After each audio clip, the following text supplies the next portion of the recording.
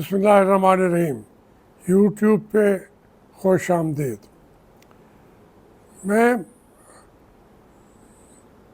कुछ एक दो दिन के लिए गया था कश्मीर के रहनुमा जो इंडियन ऑक्युपाइड कश्मीर के इलाके में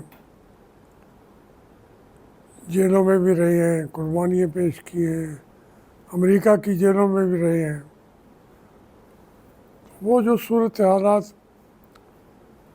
बताते हैं वो यकीनन जो आज के हालात में घिरा हुआ है पाकिस्तान भी, मकबूजा कश्मीर भी, वो कोई खुशकुन तो नहीं होते, लेकिन वो अपनी जिस तरीके से भाई साहब रात दिन लगे हुए हैं इस चीज़ से परवाह हो कि उनको कौन अप्रिशिएट कर रहा है या नहीं कर रहा है।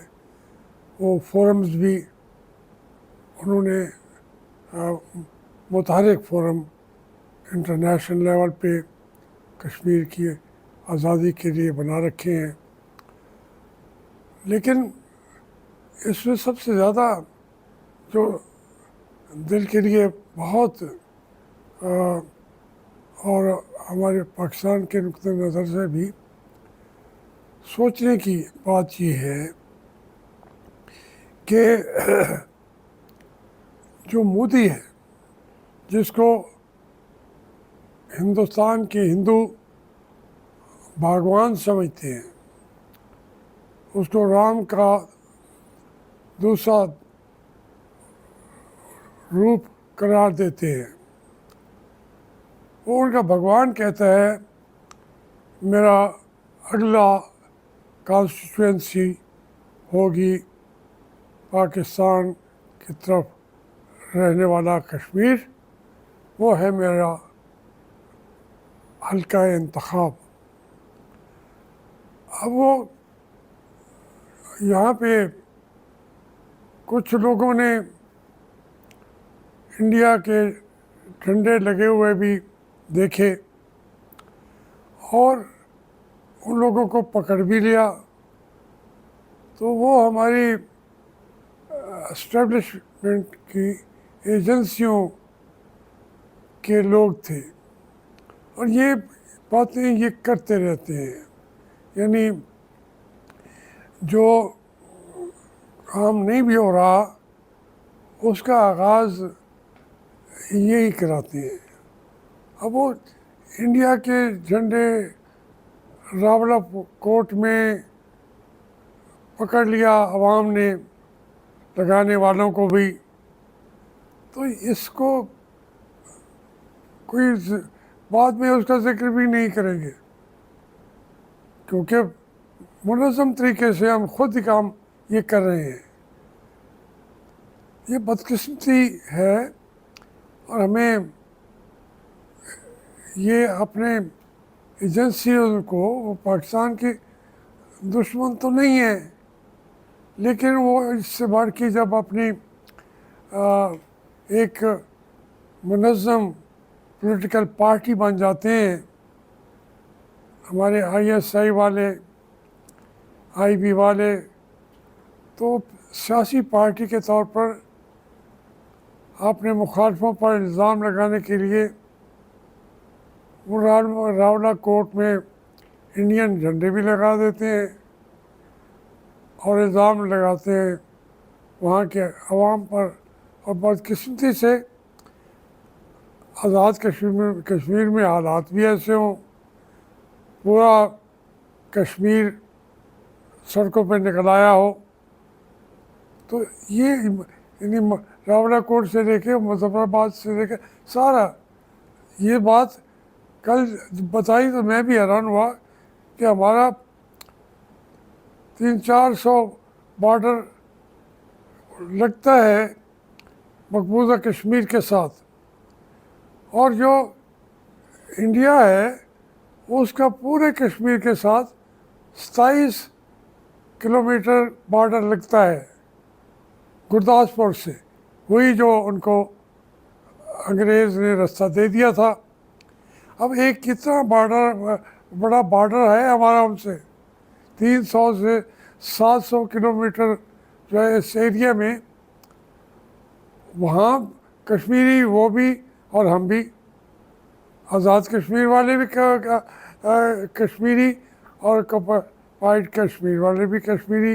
अब उन कश्मीरियों को खाद भी सस्ती मिले उनको, और थोड़ा सा फ़र्क ना हो, 500-600 की DAP मिल रहा हो और यहाँ उनको 14,000 की DAP ख़रीदना चाहे।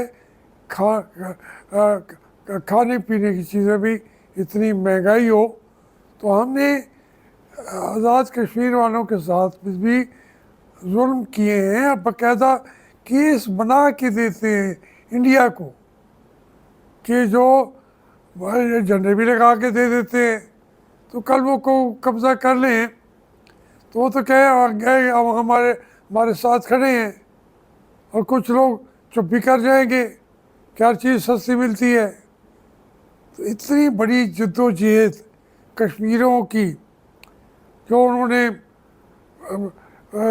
रियासती की आज़ादी के लिए अपने राजा के खिलाफ भी जंग लड़ी, और पूरे 150 साल से पाकिस्तान से ज़्यादा अरसा आज़ादी की जंगें उन्होंने लड़ी हुई हैं। तो हमें कम से कम ये तो सोच लेना चाहिए कि आप ये इस तरीके से पाकिस्तान आपके हाथ में खिलौना बना हुआ है। ये ऐसा खिलौना नहीं है। इसके तो एक चप्पे पे कुर्बानियों की तारीखें लिखी हुई हैं। सिंध में औरों को देख लें, पंजाब में भी जंगें लड़ी गई, अंग्रेज़ को रोका गया चूँकि उस वक्त हाकिम सिख थे, उन्होंने ही लड़ना था। लेकिन पहले सिखों से आज़ादी की जंगें भी लड़ी गई हैं। खैबर पख्तूनख्वा में पूरी जंग जब तक अंग्रेज़ रहा है बंदूक उन्होंने रखी नहीं है। बलूचिस्तान वालों ने भी आज़ादी के दिनों के आखिरी दिन तक वो आज़ादी की जंग लड़ रहे थे। हम इस बातों को देखते नहीं हैं।